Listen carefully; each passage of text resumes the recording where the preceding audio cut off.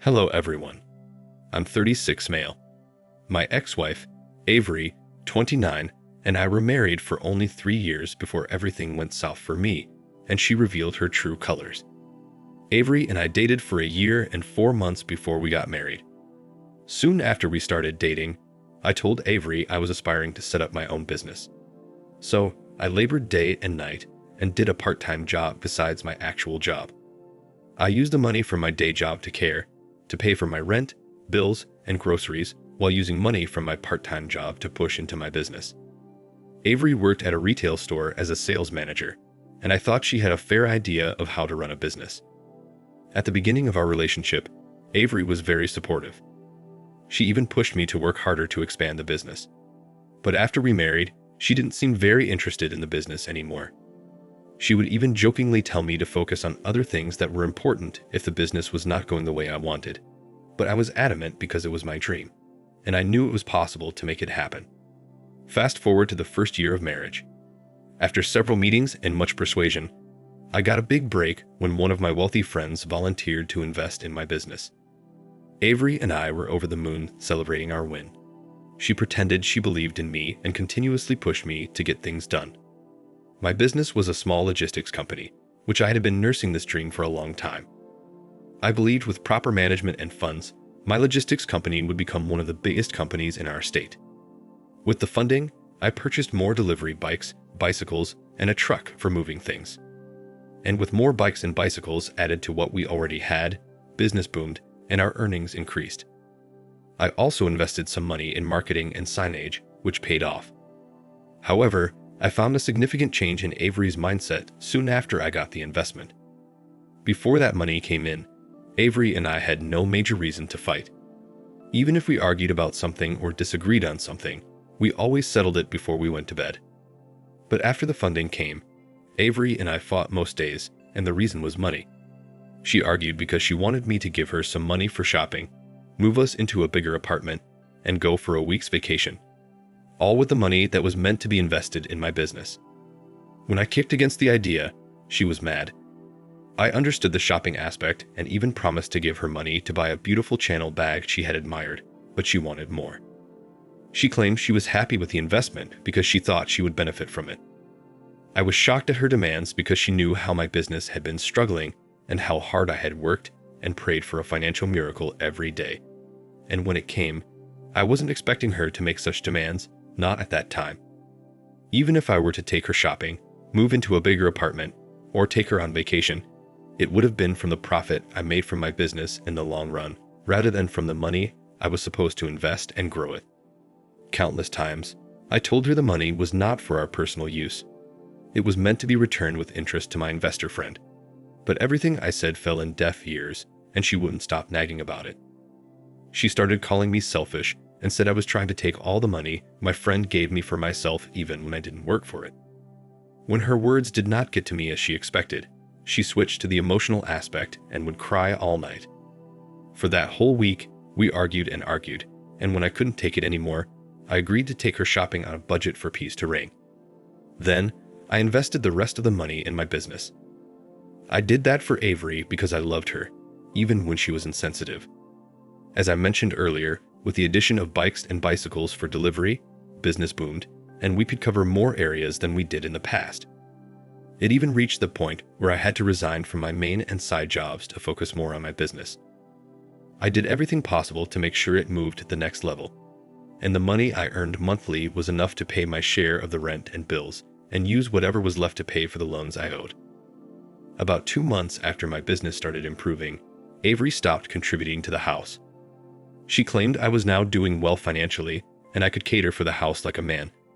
And she said she was tired of splitting 50-50 with me when I earned more than double her monthly salary.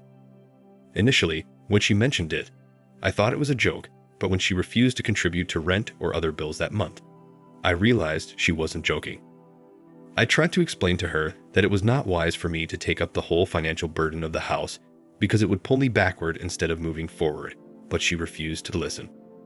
Besides, I had to return the investment money to my friend in two with a filthy interest.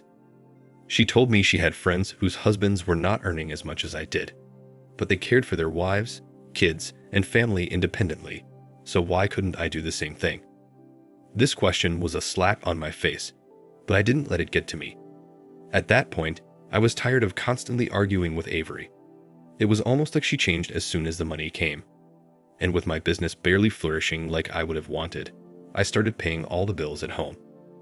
I single-handedly paid for rent, for all the bills, bought groceries, and paid for gas every month. I'd be lying if I said doing all of that did not affect my business, because it did.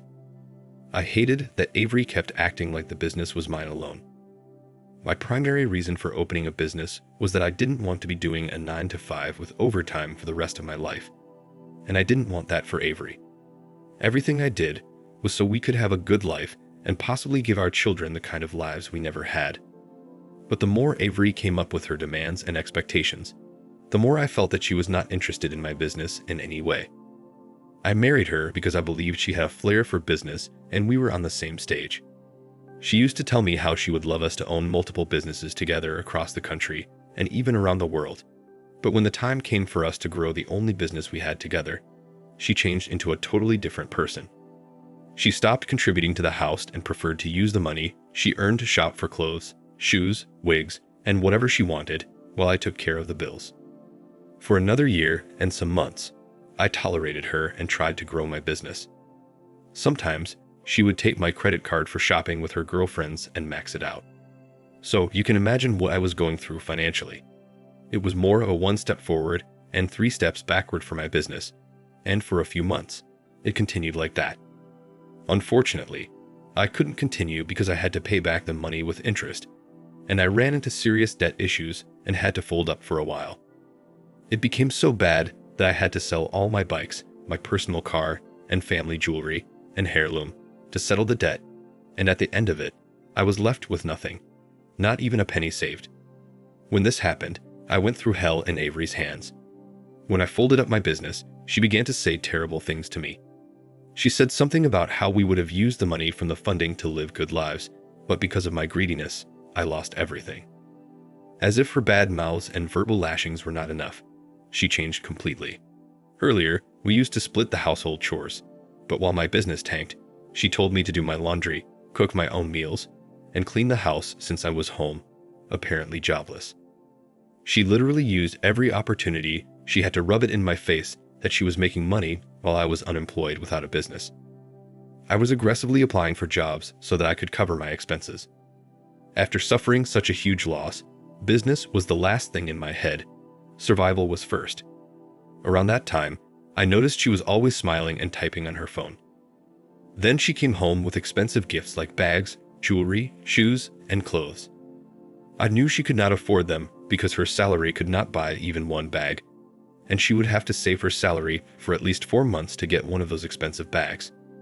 As soon as I noticed her new pattern of coming home late with expensive things every week, I questioned her about it, and each time I did, she would abuse me and remind me that I didn't have the right to question her because I was jobless and would never be able to buy those things for her. With her new attitude, I knew we wouldn't get intimate, and that's what happened. She stopped sleeping in the bedroom because she knew I would try to touch her, and just like that, our marriage became a nightmare in a twinkle of an eye. I think 2 or 3 months after she started coming home with expensive stuff, it was hurtful and suffocating for me to tolerate her tantrums. But at that point, my priority was getting a job ASAP. However, one evening she came home and told me she wanted a divorce. She said she could no longer tolerate being married to me, and she revealed that she married me because she thought I had a promising future, but so far, she wasn't impressed. I didn't try to beg or convince her. I kind of knew that it was coming.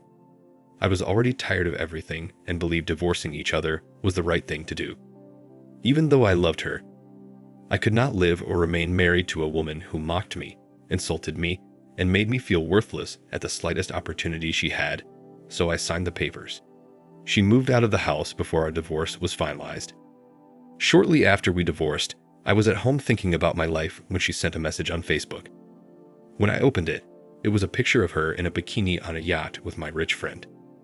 He was the same rich friend that funded my business, and I couldn't have felt more betrayed. At that point, everything made sense. The expensive gifts, perfumes, her returning home late, the new attitude, and finally, wanting a divorce.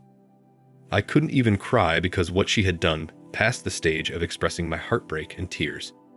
I even felt bad for her because my rich friend had a track record of using women, and he was divorced 4 times. In response to the picture she sent to mock me, I typed, "Enjoy while it still lasts," and then blocked her. Moving on was difficult, especially with no job and someone to support me financially and emotionally. It was so rough, and there were days I thought of ending things because I was mentally in a very dark place. I even moved in with my younger brother because I could not afford to pay rent or take care of my basic needs. Some of my friends tried to support and helped me occasionally. 4 months after Avery left me, I got a job. The pay was not that great compared to my previous job, but it was a motivating start for me. I worked really hard, did overtime, and I was able to split rent and bills with my brother for 2 months before I got my place. At my new workplace, this senior colleague of mine was particularly fond of me. Her name was Crystal, 47.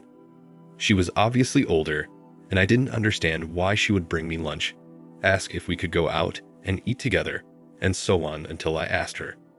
Crystal said I reminded her of her late brother who passed away when he was younger, and for some weird reason, I looked and walked like him. Down the line, Crystal and I became so close, and when I told her about my past and the business that crashed, she promised to help. In the few months of knowing each other, I had already fallen in love with her. She cared for me and treated me with so much love. I didn't even get that kind of care and love in the 3 years I married Avery. With Crystal, I felt pampered, and I didn't even know when my heart gave way to love again. Surprisingly, help came. Crystal helped me as promised, and I got funding from someone she introduced me to. The person helped because she owed Crystal a favor. On her end, Crystal also gave me a mind-blowing amount of money to invest, with the agreement that I would pay her back monthly. She also shared ideas to push my business forward, expand, and offer something my competitors didn't. I know it all sounds too good to be true, and that's exactly how I felt in the space of 9 months after Avery left me. In fact, if anyone had told me I would bounce back so fast, I would not have believed it. My only disappointment was that Crystal did not see me the way I saw her. She saw me as her brother whom she loved so much, and she promised to keep supporting me as far as I kept to my end of the deal. She was almost 11 years older than me, and I would not have minded. When Crystal said no to me because she didn't want to mix business with pleasure, I was hurt of it, but I got over it and decided to focus on growing back my business. Even though it was almost like starting from scratch because I sold my bikes, I didn't mind. Having a logistics business was something I really wanted, and I was passionate about it. With determination and the funds provided, my business kicked back to life and I was so happy. Just 3 weeks ago, a year after Avery and I divorced, I received a call from Avery. She said she wanted to see me. I thought she must have heard about my new success and wanted to see things for herself, so I agreed to see her. I invited her to my company's location so she could see things for herself. I did this to rub it in her face. When she came, she looked so lean and didn't give the vibes of a rich man's wife. Deep down, I wanted to ask if everything was okay, but I didn't. My sole purpose was to show her I was doing well, even better than the last time, and I'm sure she got the message. Now that isn't the problem. The problem is that she called me again yesterday and asked if I could take her back because she was going through so much at the hands of her new husband. Now for the first update. Thank you everyone for your comments. I'll answer some of the common questions asked in my original post. First, no, I don't have any intentions of taking her back. I only posted this here to get your opinions, which I have. Some of you asked if I knew Avery well enough before marrying her. The thing is, I believed I knew her. And while we dated, she never showed any of those attitudes. She never spoke rudely to me or mocked my business. When I said it was like the Avery I dated and the Avery I married were 2 different people, I wasn't bluffing. As someone has advised, I will be discarding her immediately because my business is now more important than anything else, and I cannot afford to make the same mistake twice. Meanwhile, I met with her 2 days ago. This time, her whole face was covered in bruises. She told me she regretted divorcing me because even when I had little money, I was good to her and treated her like a queen, and she was sorry for leaving me. She said she wanted to leave her new husband because he was physically assaulting her and she couldn't even sue him because he was filthy rich. She also feared what would become of her if he cut off everything she benefited from him. In addition to that, she admitted that she was jobless, and he didn't let her work because he provided everything she wanted, and it was choking her. She complained bitterly of his infidelity and how he would bring home different girls daily without minding her presence. From everything she said, I don't know how much of it was all true. All I can confirm is what I had seen on her body. I was sure she was physically, mentally, and emotionally in a bad place. On top of that, she looked sleep-deprived, and in our 1 year plus of dating and 3 years of marriage, I had never seen her look that terrible. As she talked, I couldn't help but notice how impeccable her timing was. It was evident that her abuse did not just start when my business came back to life. She must have been abused from her first month of being married to him. Yet she never called or complained about it until the news of my business reached her. So I decided to play with her as someone here had advised. I gave her all the reasons I could not take her back and watched her beg and plead with me. She said she was deceived by what she saw and believed it was better to be a rich man's wife, even if he didn't love her, than to be a poor man's wife with all the love. But now she had learned her lesson. When she had begged and begged, I told her to give me time to think about it, and hearing that gave her a ray of hope. I can't wait to kill her hope and make her go through the same pain I did. I'll make another update as soon as I take my revenge. Now for the second update. Hi everyone. Trust me, this is not ending as a love story because the story is already over. Believe me, I still cannot get over her betrayal. And no matter how hard I tried, I could not get the image of her face when she humiliated and abused me during my tough phase. It's pretty shameful that she tried to return to me after treating me like I'm worthless. Anyways, it's been a month now. I cannot begin to list everything she had done for me so that I could take her back. She went as far as sharing her nudes at my request, and we had been consistently chatting from the day I told her I would think about it. It was almost like she delivered herself to me on a silver platter. All I needed was 1 month. She made it so easy throughout that month. She did literally everything I asked her to do. To even blow her mind and lead her on. I kissed her on the cheek, and she couldn't stop smiling and waving at me as she walked to her car that day. Someone here had commented that I set her up and ruined her miserable marriage, and I loved that idea. I deliberately asked her to send her nudes to me because I knew she would. After all, desperate times require desperate measures. So, after I had enough of her explicit photos, I gathered chats between us as we discussed how she would divorce her husband and all the horrible things she had said about him. I unblocked my friend and sent him all those pictures and screenshots of our conversations. Then I left a message, helping you dodge a bullet, bro. I waited for him to see the message, and as soon as he did, I got a call from Avery. She was crying and breathing heavily on the phone, and when she could finally talk, she told me her husband threw her out of the house and seized everything he bought for her, because in his words, she came with nothing, so she had to go with nothing. After crying and composing herself, she said she was coming to my place to officially be together like we had planned. I used that opportunity to tell her I was the one who sent everything to her husband, and we could never be together because she didn't deserve any love. When she heard that, she cried more and begged me not to do that to her. I already did. I warned her not to show up at my place or company, or I would have her arrested. And after that, I blocked her contact, and I can only imagine the heartbreak she is going through right now. Very bold of her to think she could eat her cake and have it. I can't appreciate you all enough. Thank you so much for your advice and suggestions. I would not have paid her back so satisfyingly if you all didn't help me. Thank you. Thank you for watching. Like, comment, and subscribe if you enjoyed the video. Until next time, I'll see you again. Take care.